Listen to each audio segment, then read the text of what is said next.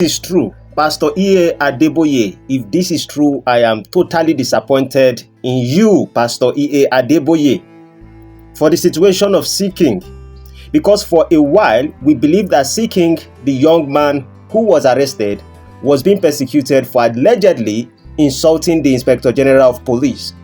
But as the truth unravels, we hear that it was not just the police, but a man of God, Pastor Adeboye, whose church members allegedly petitioned for Seeking's arrest. And the question is why? Because he dared to ask questions. He questions why a university built with the contributions of faithful church members is now too expensive for them to afford. He questioned why institutions established through the collective sacrifices of the poor now exclude those very people. Pastor Adeboye, Nigerians demand answer. Your congregation deserves answers. Is it true that someone can no longer ask legitimate questions without being arrested? Is it a crime to question the leadership of a church and institution built in the name of God? If the accusations against you are false, why react in a way that makes them look true? In John chapter 8 verse 32, let me read it like I believe in what you believe in. The Bible says, "Then you will know the truth, and the truth will set you free." If Seeking spoke falsely, why not correct him with wisdom and love, rather than resorting to the tactics of the oppressors? Proverbs chapter 31 verse 8 to 9. The man of God that asks people to pay money. Let me quote another one for you. Commands us to speak up for those who cannot speak for themselves. Ensure justice for those that are being crushed.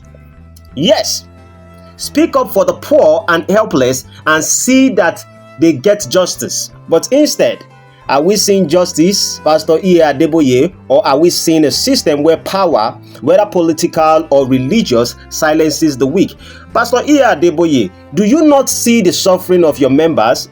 Have you not noticed how religion in Nigeria has become a business rather than a place of salvation? Well, I wouldn't be surprised the other day somebody was asking people to pay more than even 10% of tithes, according to the Bible. Go beyond that level. Sell everything you have.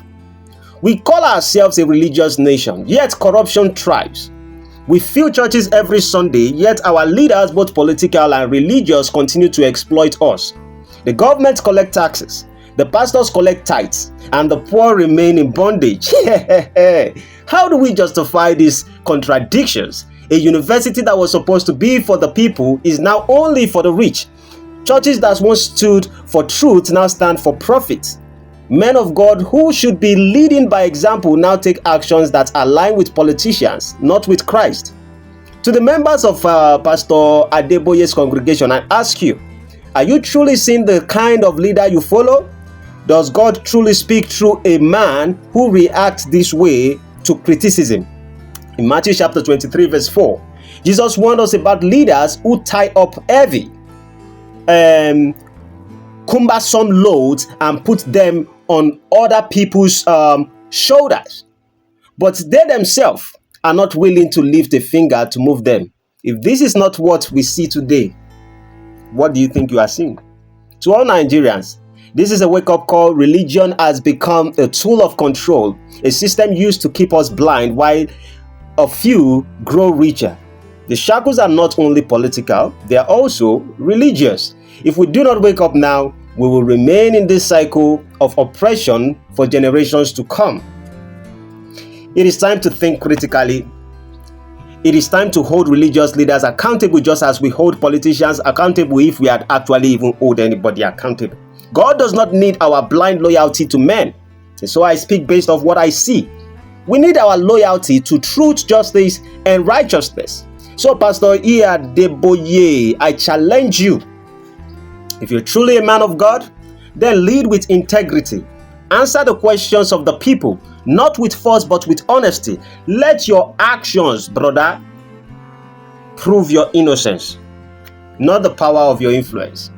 And to all Nigerians, free yourself. That's only what I will tell you. Free yourself. Do not be used. Do not let fear keep you silent. The truth must be spoken and the truth must be heard.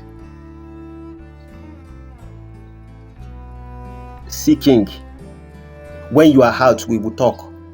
Hopefully, you will be able to listen. But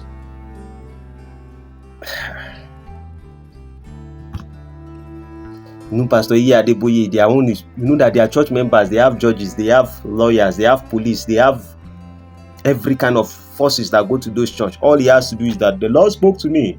There are 20 lawyers and 30 judges here. Come outside.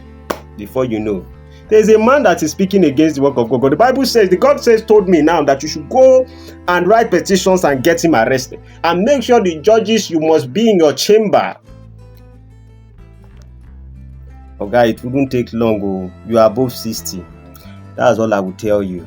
As of now, hopefully, you think and you change your ways. When you are revolutionary and you talk the truth, people will come and slap you down. Then you talk the truth again, they lock you in jail. They never hear anything at all. Then go hear pansa pansa. When you are revolutionary and you talk the truth, people will come and slap you down. Then you talk the truth again, they lock you in jail. They never hear anything at all. Then go hear pansa pansa.